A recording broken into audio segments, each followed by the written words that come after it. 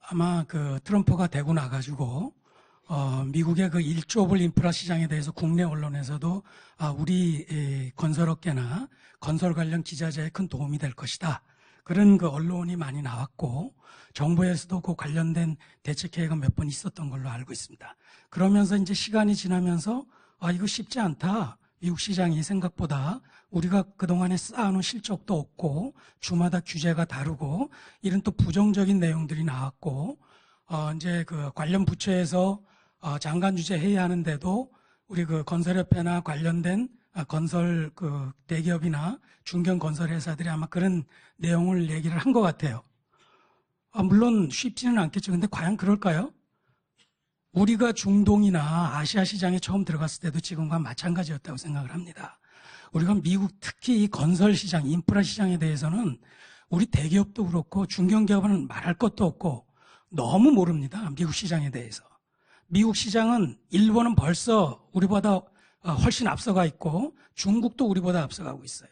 보통 보면 상품도 그렇고 모든 분야에서 우리가 들어가고 나면 중국이 따라 들어왔습니다.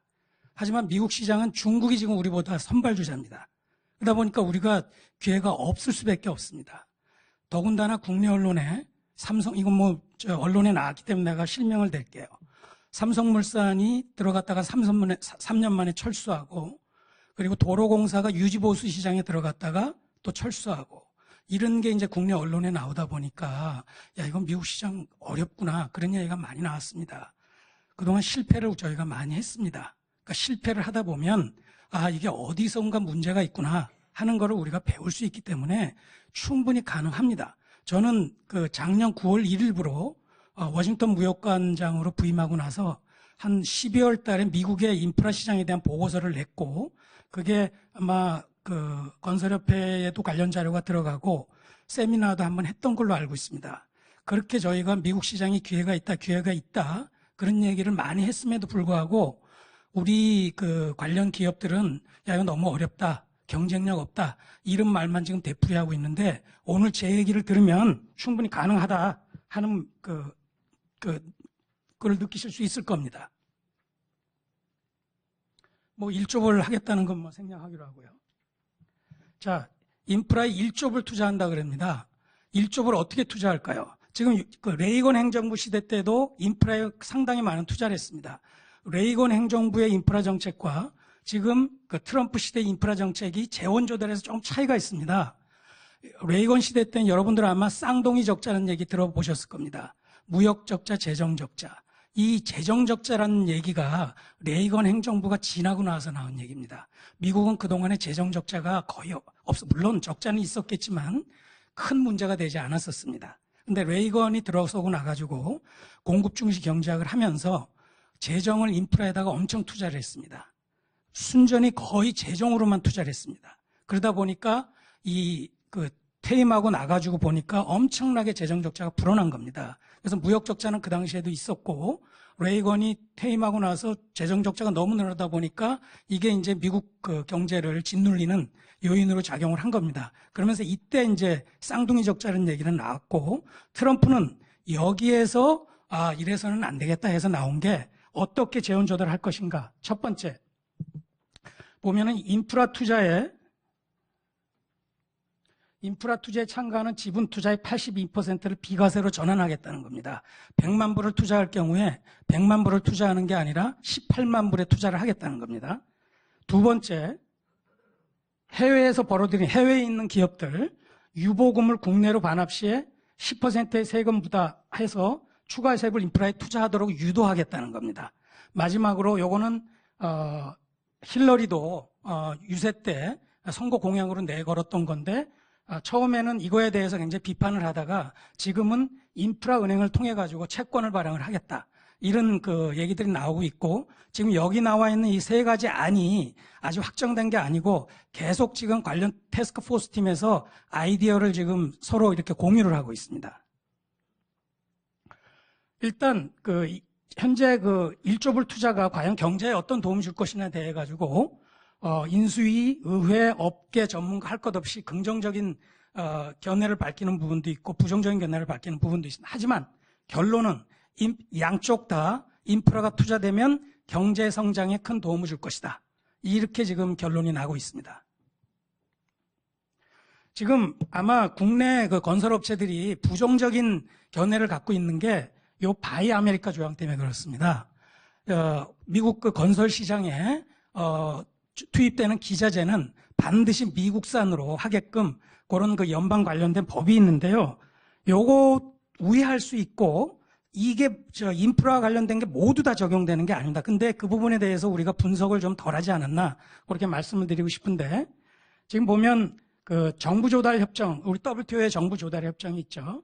그다음에 미국의 바이 아메리카 조항, 정부 조달 협정에 보면 이 자기 그 바이 아메리카 같은 경우에는 정부 조달 협정에 위배된다는 게 이제 우리나라뿐만이 아니라 다른 모든 나라도 이제 그런 얘기를 합니다. 하지만 이 정부 조달 협정이라는 거는 국가와 국가 간, 미국으로 얘기하면 연방 국가와 그다음에 우리나라 이렇게 지금 되고 있는데 여기 보시면 바이 아메리카가 적용되는 법안에 보면 죄송합니다.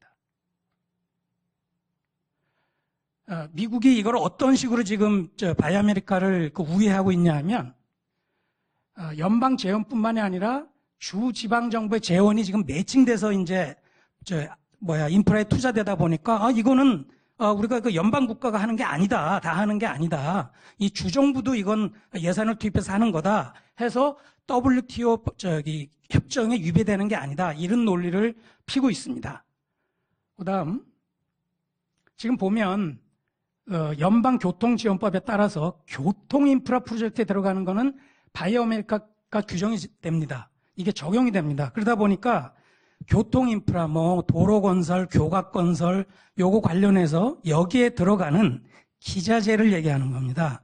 기자재는 100% 다 미국산을 써야 합니다. 하지만 엔지니어링, 설계, 기타 이런 왜 우리가 건설 관련해서 여러 가지 있잖아요. 이 기자재만 빼고 건설 서비스 분야는 바이 아메리카 조항이 적용이 안 됩니다. 그래서 이 건설 서비스 분야는 충분히 들어갈 수 있다. 이런 말씀을 드릴 수 있고요. 여기 보면 각종 법안에 그리고 바이 아메리카라는 게 무조건 다 인프라에는 무조건 바이 아메리카가 적용된다. 이렇게 알고 있으시면 안 되는 게 연방 정부의 예산이 투입되는 인프라 관련 투자. 그런 경우에는 특히 그 법 안에 이 투자는 바이 아메리카 규정을 적용해야 된다. 이런 내용이 있으면 바이 아메리카 규정이 적용이 되는 거고 그렇지 않은 경우에는 적용이 되지 않습니다. 그래서 얼마든지 바이 아메리카를 우회해서 들어갈 수 있다 하는 거를 말씀드리겠습니다. 그다음에 요거는 이제 아까 제가 말씀드린 건 교통 관련된 이제 바이 아메리카를 말씀을 드렸었는데 미국이 금융위기 재정위기를 거치면서 미국 인프라가 굉장히 낙후가 됐었습니다. 재정 투입을 못하니까. 그래서 오바마 행정부 때 2009년에 미국 재건과 재투자법이라는 법안이 통과가 하면서 여기에 ARRA 요 예산으로 집행되는 인프라 건설 프로젝트에는 미국산 제품, 반드시 미국산 제품을 사용해야 된다. 이런 규정이 들어갔었습니다. 근데 요 적용 대상이 보면 정부 건물, 시설 건물 등에 이용되는 철강 관련 제품 기타 상품입니다. 그러다 보니까 기타 항만이라든지 상하수도라든지 이런 쪽은 해당이 없다는 겁니다. 근데 우리나라 같은 경우에 외외 조항이 있는데 미국이 체결한 국제무역협정을 통해 정보조달 참여를 인정하는 경우 우리나라는 WTO 협정에 정보조달 협정에 가입이 돼 있고 그다음에 한미 FTA에도 미국이 한국 건설 기업에 대해서 차별을 못하도록 그렇게 돼 있습니다. 그러다 보니까 예외 조항으로 우리나라는 충분히 할 수 있도록 이렇게 돼 있습니다. 그다음에 이제 요 부분은 12월 30날 통과된 수자원 인프라 개선법입니다. 제가 아까도 말씀드렸습니다만 특정 법에 바이 아메리카를 해야 된다 하는 법안에 그런 조항에 들어가야지만 그 분야는 바이 아메리카 적용을 받는데 이번에 수자원 인프라 개선법에 미국 예산이 투입이 되면서 바이 아메리카 조항이 들어갔어요. 근데 아이러니컬하게도 지금 공화당의 정강 정책은 자유무역주의에다가 감세입니다. 하지만 대통령, 내정자 트럼프는 보호무역주의를 주장을 하고 있죠. 이 수자원 인프라 개선법이 통과될 때 민주당에서는 여러분들 아시다시피 보호무역주의를 옹호하지 않습니까? 민주당에서는 이 수자원 인프라 개선법에 바이 아메리칸 정을 영구적으로 넣자 이렇게 주장을 했습니다. 하지만 공화당 상원에서 반대를 했습니다. 그래가지고 결국은 이 법안이 계속 통과를 못하다가 타협을 본 게 17년 1년간 한시적으로 바이 아메리카 요 조항을 넣자 해가지고 통과가 됐습니다. 그러니까 18년 관련해서 다시 이 법이 개정돼가지고 바이 아메리카를 또 넣자 되지 않는 한 현재의 법상으로는 상하수도 관련해서는 그 분야에 우리 기업들이 전혀 바이 아메리카 적용을 받지 않고 수자원 관련된 인프라에 들어갈 수가 있다. 이렇게 말씀을 드리겠습니다. 미국 인프라 시장 현황은 여러분들 아마 언론에서도 많이 봤지만 지금 형편없습니다. 아마 미국 가셔본 분들은 알겠습니다만 서부에도 그렇고 동부에도 그렇고 형편없잖아요. 도로 뭐 땜빵한 것도 많고 굉장히 많잖아요. 여기 보시면 엔지니어링 협회가 미국 전체 인프라 시설 평균 D 플러스 등급을 했습니다. 그래서 굉장히 지금 심각합니다. 여기 보면 인프라가 낙후돼가지고 경제 손실이 나와 있는 겁니다. GDP가 이게 얼마입니까? 이게 3조, 거의 4조. GDP가 4조 손실을 보고 있고요. 그 다음에 일자리가 250만 개를 지금 잃고 있습니다. 이 인프라가 낙후된 걸로 인해서 이게 경제에 굉장히 지금 타격을 주고 있기 때문에 그래서 이런 것들을 다 해소해서 미국 경제 성장을 올리기 위해서 트럼프 당선자가 인프라에 1조 불을 투자하겠다. 그런 주장을 계속 하고 있는 겁니다. 지금 보면 투자 재원이 지금 미국이 그러면은 그동안에 왜 유지보수하고 인프라에 투자하면 됐지 그렇게 생각을 하시는데 그렇지가 않아요. 왜? 재정 적자가 너무 심하기 때문에 투자할 돈이 없습니다. 돈이 없다 보니까 과거에 58년부터 2014년까지 이 빨간 게 이제 연방 정부의 이제 투자 재원인데 연방 정부는 큰 변화가 없었어요. 요 하늘색은 이게 주정부, 지방 정부의 이제 투자 재원입니다. 지방 정부의 투자 재원은 해가 거듭할수록 이렇게 많이 늘었습니다. 그러다 보니까 주 지방 정부도 지금 재정 고갈 상태입니다. 그래서 어딘가에서 돈을 가져와야 되는데 그러지 못한 상황입니다. 여기 보시면 지금 보면 연방정부, 주정부가 이제 발주처잖아요. 미국의 50개 주에서 연방정부의 지원금이 30% 정도 되고 나머지 70%는 다 주정부 투자 인프라이기 때문에 주정부로서는 굉장히 부담이 큰 것이죠. 자, PPP 사업. 여러분들 아마 그 PPP 사업에 대해서 굉장히 많이 들어보셨을 겁니다. 퍼블릭 프라이빗 파트너십이라 그래가지고 민간이 정부와 함께 어떤 프로젝트에 투자하는 건데 이 PPP 사업이 지금 미국 정부가 굉장히 관심을 가지고 있는 겁니다.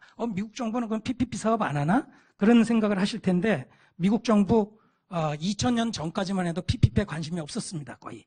관심이 없었고 대부분 스스로 알아서 연방정부건 주정부건 어떤 채권을 발행하든지 알아서 이제 프로젝트를 했었는데 2000년이 넘어서 한 2011년경부터 우리가 그 재정이 지금 고갈되어 있기 때문에 더 이상 안 되겠다.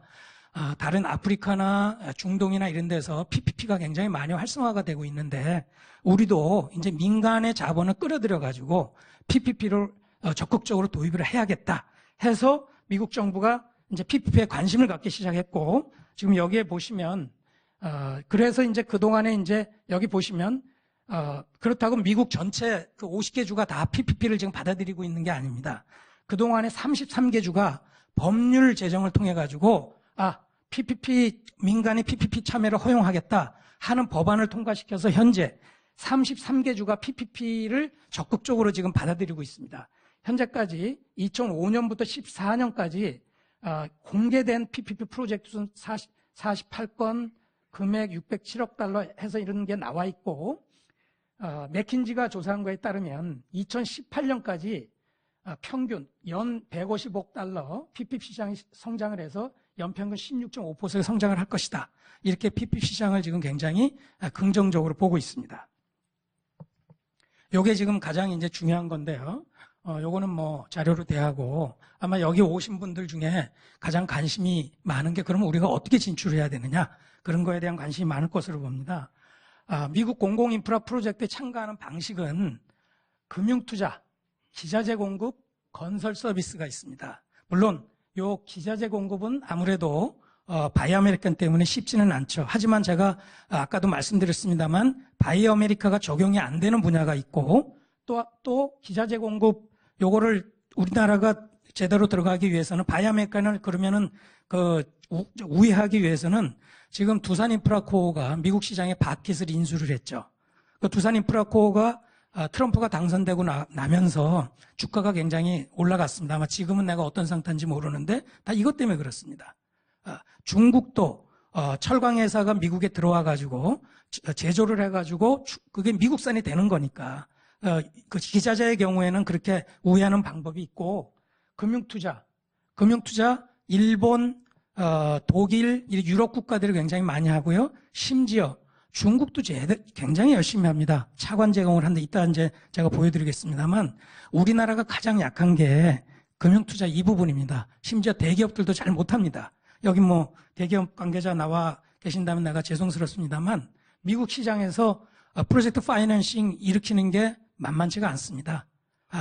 그런 경우에는 우리나라에서 일으켜서 가져가거나 국제은행에서 지원을 한다거나 이런 방법이 있습니다. 얼마 전에 신문 보니까 우리 대외경제장관회의에서 미국 그 인프라 관련해서 벤처 무슨 펀드를 만든다고 하는데 좋은 방법입니다. 하나의 정부가 펀드를 만드는 방법도 있고 민간이 미국의 인프라 시장을 겨냥을 해가지고 민간 펀드를 구성하는 것도 저는 좋은 방법이라고 봅니다.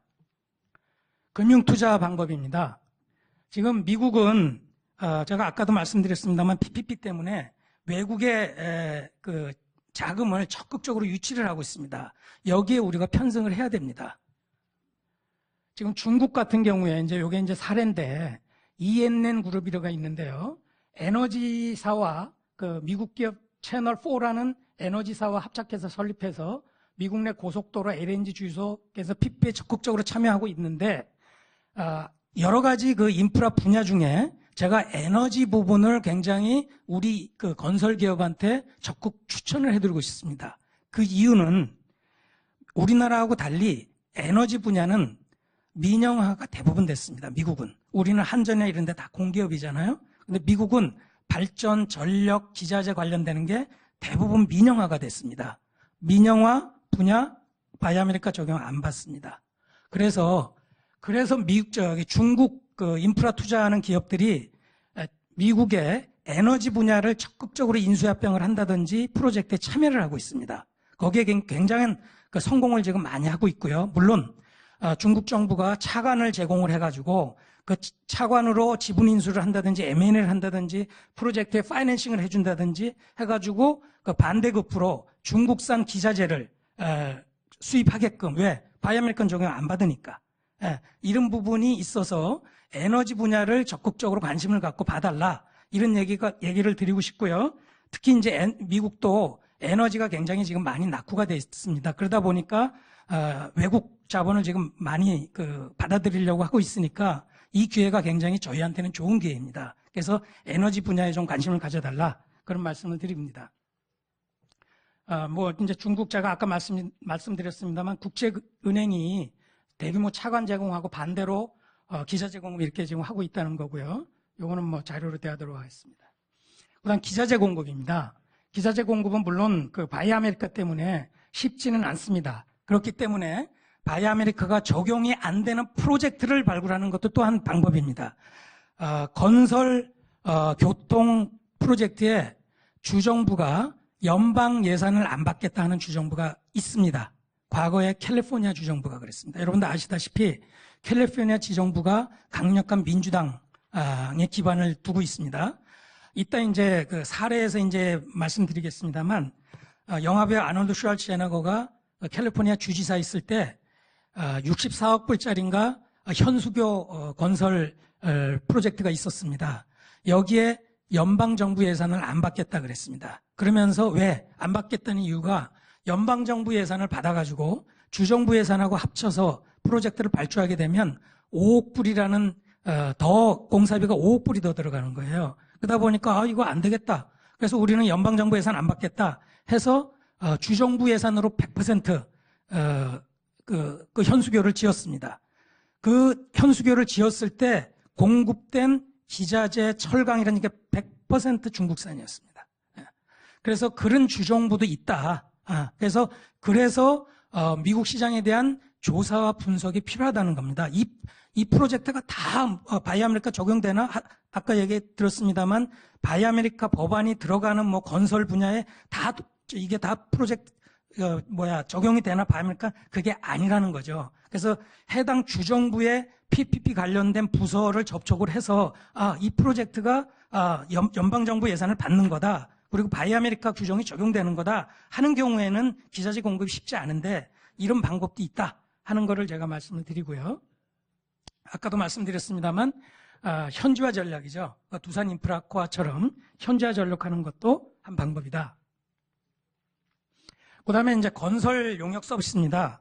지금 뭐 보면 우리나라가 건설 용역은 경쟁력이 떨어지지 않느냐? 떨어져요. 여기 지금 자료에 보면 요 까만 게 한국입니다.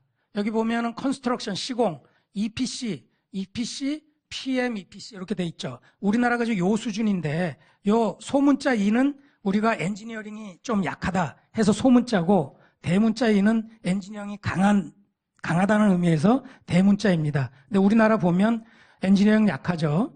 프로큐어먼트, 그 다음에 컨스트럭션, 시공이 강하죠. 우리나라가 지금 요 정도 수준이고 중국이 요 정도 수준입니다. 우리보다 못한 중국이 지금 미국 시장에 우리보다 더 잘 들어가고 있거든요. 왜 못합니까 저희가?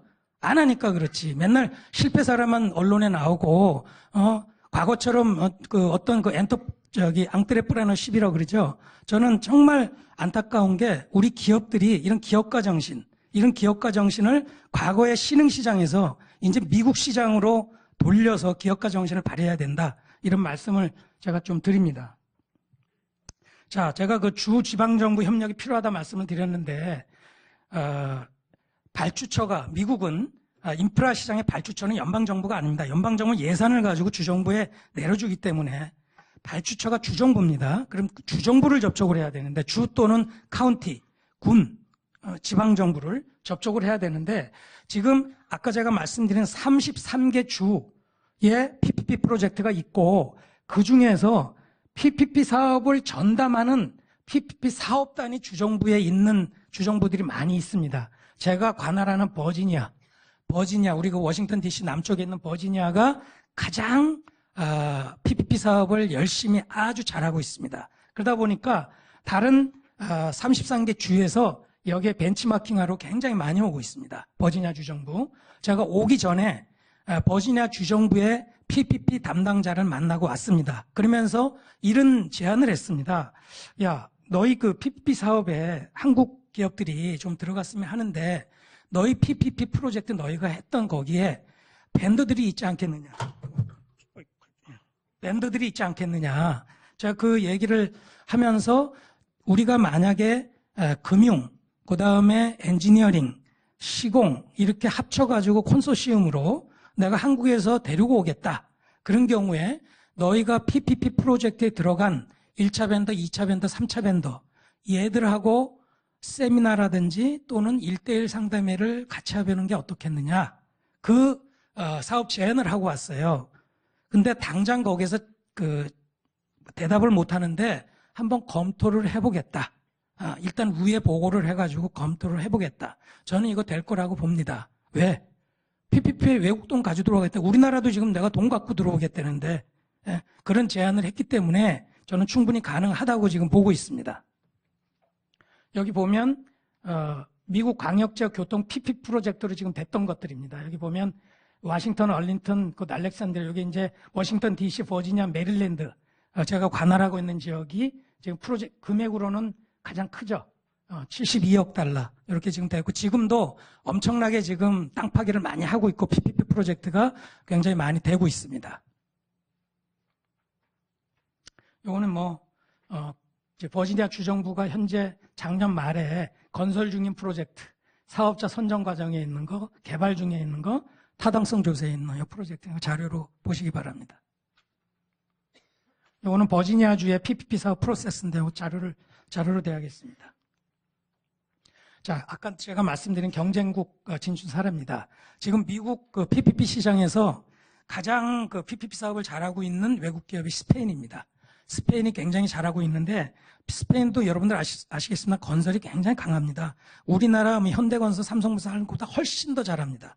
대기업들 거기도 대기업이 큰 기업이 되게 많고요. 근데 그 기업들이 큰 몇 억 불짜리 프로젝트를 땄느냐 처음 와가지고 절대 아닙니다. 그 사람들 레퍼런스 얻기 위해 가지고 몇백만 불 소규모 굉장히 시간이 오래 걸렸습니다. 10년, 20년 걸려가지고 지금은 이렇게 몇십억 달러짜리 이런 거 다 지금 프로젝트 수주하고 있습니다. 단독으로 하느냐? 그거 아닙니다. 지금 보면 항상 외국 기업들, 특히 미국 시장에서 성공한 기업들은 다 M&A라든지 합작이라든지 지분 투자를 통해서 합니다. 그래서 우리가 단독으로 하면은 10중 8구 힘들고 가서 깨지고 대기업들이 여태까지 단독으로 하려다가 힘들었고 SK건설처럼 지금 뭐 잘하고 있는지 모르겠습니다만 파트너하고 해가지고 프로젝트 딴 것도 있죠. 제가 아까 말씀드린 그 캘리포니아 64억 달러짜리가 요 프로젝트입니다. 요 지금 현수교인데 요때 이게 여기 안 적어놨네. 바이아메리카 조항이 붙는 연방 정부의 지원을 활용하지 않고 자체적으로 비용을 출자했다. 요거고 그다음에 중국이 이 모든 이 철강 기자재 이런 거를 다 구조물을 다 중국에서 맞춰가지고 배로 싣고 와가지고 여기서는 조립만 한 겁니다. 이런 식으로 해가지고 64억 달러짜리 공사를 딴 사례를 말씀드리고요. 그 다음에 또 중국이 또 그 뉴욕 양키즈 경기장 지하철 공사는 9,100만 불짜리 요것도 지금 프로젝트를 따가지고 요것도 다 이제 파트너십을 통해서 지금 이 프로젝트를 하고 있습니다. 그 다음에 이제 일본 사례입니다. 제가 상당히 안타까운 게 이 일본 사례인데요. 아직까지 물론 그 프로젝트가 시작은 안 했습니다만 거의 지금 일본이 땄습니다. 이 초고속 전철입니다. 초고속 전철 사례인데 지금 일본이 요거 딴 거는 이게 지금 보면 볼티모어하고 워싱턴 간 40마일 제 관할 지역인데 40마일 구간의 초고속 자기 부상 열차입니다. 미국이 초고속 열차가 없는 거 여러분들 알고 있죠? 고속 열차는 있습니다. 하지만 초고속 열차는 없습니다. 요게 최초 사례입니다.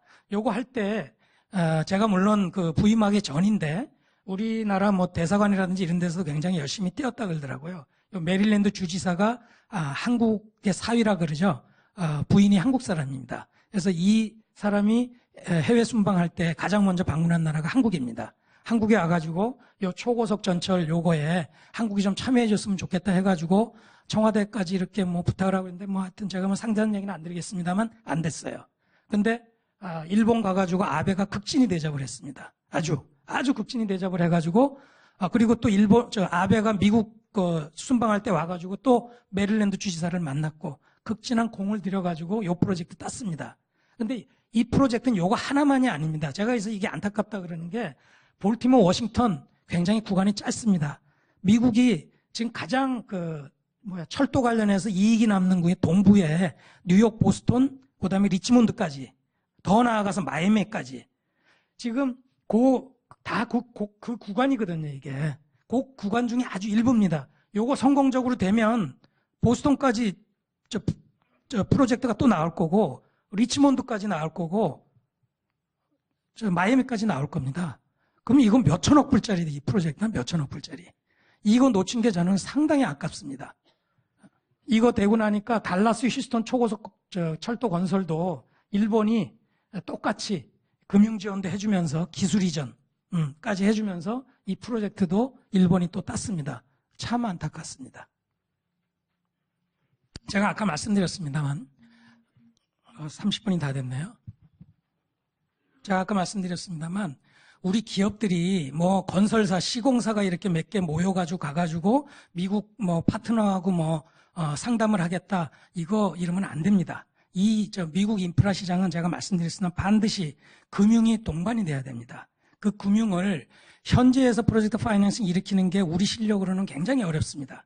그래서 제가 아까 말씀드렸습니다만 우리 정부에서 대경장회를 통해 가지고 정부 차원에서 기금을 구성을 한다든지 또는 국책은행, 수출입은행이라든지 산업은행이라든지 이런 데서 기금을 조성해가지고 우리 기업들이 프로젝트 그 투자 해수 기간에 오래 걸리고 위험 부담이 있다고 판단되는 부분에 대해서 개런티를 해준다든지 이런 반드시 금융적인 뒷받침이 필요하고 또한 아까 말씀드렸지만 EPC 기업들이 컨소시엄을 구성을 해서 선단 형태로 플래그십 형태로 묶어줘야 됩니다. 이런 역할을 건설협회라든지 우리 산업부라든지 또는 우리 건설교통부라든지 이런 데가 합심을 해서 모아서 구성을 해준다면 저희 코트라가 저뿐만이 아니라 각 그 지역에 나가 있는 무역관들이 주정부를 접촉을 해서 그 PPP를 담당하는 주정부 그다음에 지방정부를 접촉을 해서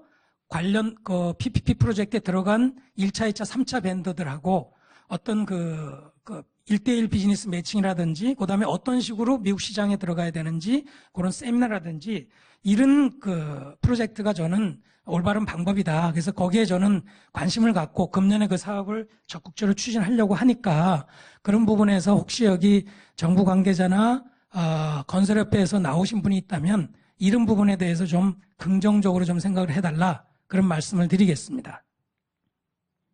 그 다음에 요거 굉장히 중요합니다. 제가, 여기 혹시 중견, 중소 건설, 기업들이 여기 있는지 모르겠는데, 미국 시장에 들어가려면은 단독은 절대 안 된다고 제가 말씀드렸죠. 합작, 지분 투자, M&A 여러 가지 방법이 있습니다. 그 중에 가장 좋은 방법이 미국 중소 소수계 기업하고 손잡는 겁니다. 미국은 우리나라도 소수계에 들어갑니다. 한국 분들도. 그래서 한국 분들이 연방정부의 경우에는 8A라는 어떤 특혜, 공공조달 시장에 들어갈 때 특혜를 가지고 있는 지위를 딴 사람들이고요. 그 다음에 지방정부, 주정부 같은 경우에는 똑같은 ADA하고 똑같은 프로그램입니다만 MBE라 그럽니다. 마이너리티 비즈니스 엔터프라이즈에서 마찬가지로 주정부 프로젝트에 들어갈 때도 이런 자격을 가지고 있으면 프로젝트를 쉽게 딸 수가 있습니다. 쉽게 딴다는 게 프로젝트의 제 정확한 기억은 23%인가 20%를 set aside라 그럽니다. 할당을 해주도록 돼 있어요. 연방정부나 지방정부가 조달 입찰을 낼 때 무조건 20%인가 23%는 요 8A, MB 요 자격을 가지고 있는 기업들한테 주도록 돼 있습니다. 요 자격을 가지고 있는 우리나라 동포들뿐만이 아니라 마이너리티, 스페인 계통, 중국 계통, 마이너리티 있는 기업들이, 중소기업들이 미국에 많아요. 이거 여러분들이 사면 됩니다. 요 자격 가지고 있는데. 요 자격 가지고 있는데 사면, 요 어차피, 요게 지금 기한이 8년이거든요. 지위를 가질 수 있는 기간이. 8년 동안 정부 조달해서 이 기업들은 실적으로 올린 기업은 많은 기업이 있을 수가 있고, 또는 적은 기업이 있을 수도 있는데, 그거 다 파악 가능하거든요. 요 8년이 지나고 나면 다시 갱신을 못해요. 다시 회사명을 바꾼다든지 이렇게 해야 되는데 8년이 지난 소기업들 사도 됩니다. 왜? 물론 다시는 8A하고 MB 자격이 없어서 조달 시장에 들어갈 때 자격 어떤 셋 사이드에 의해 가지고 혜택은 못 받습니다만 레퍼런스는 여러분들 가질 수 있잖아요. 8년 동안 이 사람들이 울고 먹고 조달 시장에서 들어가 가지고 프로젝트에 많이 땄기 때문에 실적은 여러분께 되는 겁니다. 8A라든지 MB 가지고 있는 업체들을 여러분들이 사게 되면 그 사람들이 그동안은 8년 동안에 쌓았던 레퍼런스가 여러분께 되는 거기 때문에 이 정부 프로젝트에 여러분들이 입찰을 할 때 그만큼 레퍼런스가 쌓이는 거기 때문에 중요하다는 겁니다. 그래서 대기업뿐만이 아니라 중소 중견기업 같은 경우에는 이 자격을 가지고 있는 이 리스트 저희가 다 파악할 수 있어요. 자격을 가지고 있는 업체를 M&A 하든지 사라, 투자해라. 그렇게 제가 말씀을 드립니다. 그 다음에 우리가 지금 그 프로젝트를 보면 도로 건설 이런 쪽만 생각을 하는데 트럼프 행정부에서는 지금 그쪽뿐만이 아니고 이게 이제 틈새 시장인데 보면 트럭 휴게소 현대화라든지 고속도로 휴게소, 셀타워, 공원, 도로 조명, 주차장 현대화 이런 쪽에 대한 투자도 인프라 1조 불 분야에 들어가 있으니까 우리나라가 이런 분야 강하잖아요. 특히 도로 조명이라든지 요 셀타워라든지 이런 거 우리나라가 굉장히 강하거든요. 그래서 이런 분야를 틈새 시장으로 충분히 들어갈 수가 있으니까 꼭 그 미국 시장에 관심을 갖고 좀 들어와 주십사 하는 게 제 말씀이고, 마지막으로 제가 그 초두에도 말씀드렸습니다만 우리 기업들이 기업가 정신이 굉장히 많이 떨어졌어요. 그래서 이 기업가 정신을 좀 다시 한번 좀 발휘를 해서 미국 시장 더 이상 프로덕트 시장이 아닙니다. 프로젝트 시장입니다. 예. 그리고 지금 미국이 우리나라에 대해서 무역 적자 얘기를 많이 하는데 우리나라가 지금 서비스 적자를 반대로 보고 있잖아요. 프로덕트 기껏 해봤자 지금 미국의 보호무역주의에 지금 대상만 되고 있거든요. 그러니까 프로젝트에 관심을 가져서 우리나라가 지금 미국의 서비스 적자를 보고 있는 건 서비스의 균형을 하든지 서비스 분야에서 적자를 줄이는 이런 전략으로 가야 된다. 그래서 미국의 인프레 시장에 관심을 가져달라. 이게 제 마지막 말씀드리겠습니다. 감사합니다.